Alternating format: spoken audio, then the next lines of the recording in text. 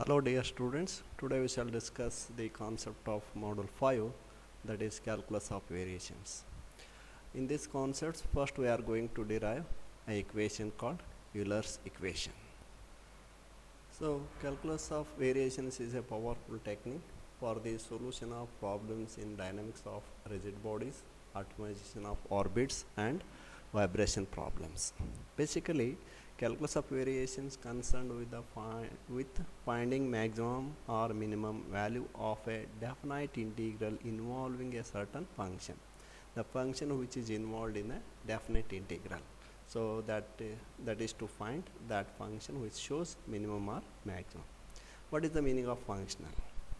Finding this y is equal to y of x function for a given function of three variables x, y dash, okay, such that y1 is equal to y of x1, y2 is equal to y of x2. These two are two function values at x1 and x2. x1 and x2 are two points in the plane with the condition. Okay, so integration from x1 to x2 of f of x, y and y dash is stationary value or an extremum. Extremum means either maximum or minimum. Stationary means stationary value. This integral which assumes a definite value for function y is equal to y of x is called a functional. So any such integrals, so under that integral whatever we have function of this form, so we call as a functional. For example, 0 to 1 integration with this function. Now our f is this function. In this case f is x cube plus y into y dash. Okay. So now we derive an equation called Euler's equation.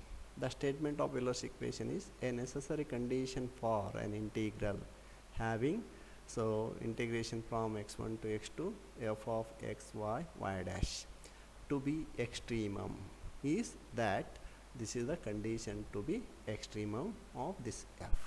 Okay, so using this condition we can solve the problems and is called Euler's equation. Okay, so first we consider y is equal to y of x be an curve joining the points a and b, okay, which makes I an extremum. We take this function which makes an extremum of the given integral I. Okay, now we have to find what is this y of x.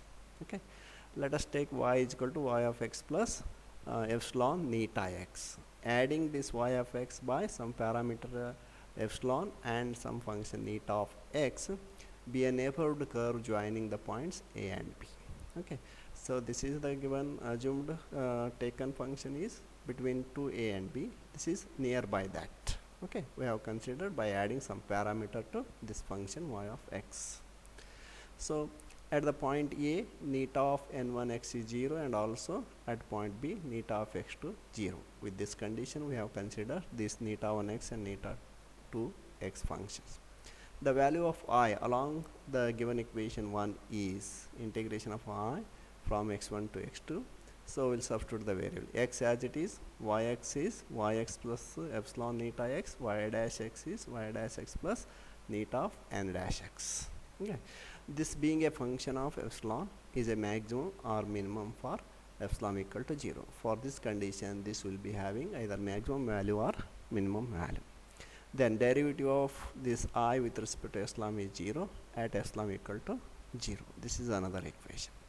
Differentiating I under the integral sign by Leibniz rule. Leibniz rule is partial derivative of y.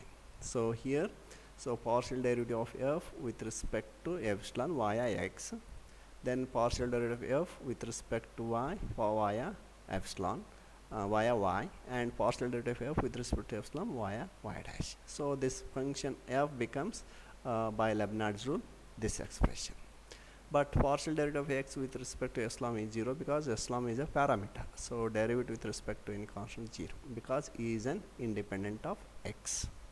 Also we have partial derivative of y with respect to epsilon is neta x and y dash with respect to epsilon is neta dash x as per the function y and y dash. Okay, so from one differentiating with respect to epsilon.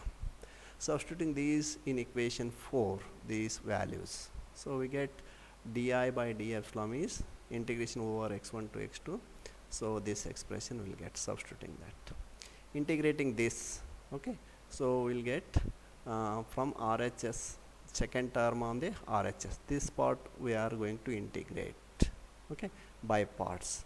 So this is first function, this is second function. By parts rule, keeping first function, differentiate, integrating second function. It is already differentiation, integration is function itself.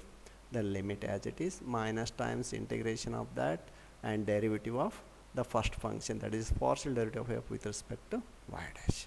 Okay, so this further simplification, so we'll have this upper limit minus lower limit, so x2 minus x1, this integration as it is. Now neta x1 and neta x2 are 0 as we have taken earlier, so means this part is 0 and this part is 0, so left out is only this portion. So integration from x1 to x2 of this minus this, okay, so that becomes integration of this expression. Okay, so next from 3, as di by df is 0, so this implies, so we can take this part is equal to 0, so integration is 0 means function is also 0. Okay, so now the product is 0 means both of them will be 0, at least one of them will be 0. So taking this partial derivative of f with respect to y minus partial derivative of f with respect to y dash with ordinary derivative, so this part is 0. So as our aim is to derive this equation, so this is the required Euler's equation. Okay, so how to derive? We have to consider a function joining the 2 points a and b, and we are adding some parameter and some other function. It will be another curve of the same points. Using this and applying Leibniz rule and simplifying that, and again differentiating, integrating only RHS part of this, so and simplifying, so we got the equation which is called Euler's equation. So Euler's equation is partial derivative of f with respect to y minus, so ordinary derivative with respect to x of partial derivative of f with respect to y dash. Okay.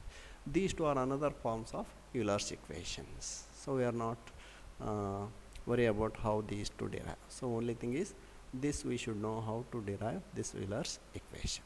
Okay, so you can go through this once again repeatedly, then you can understand.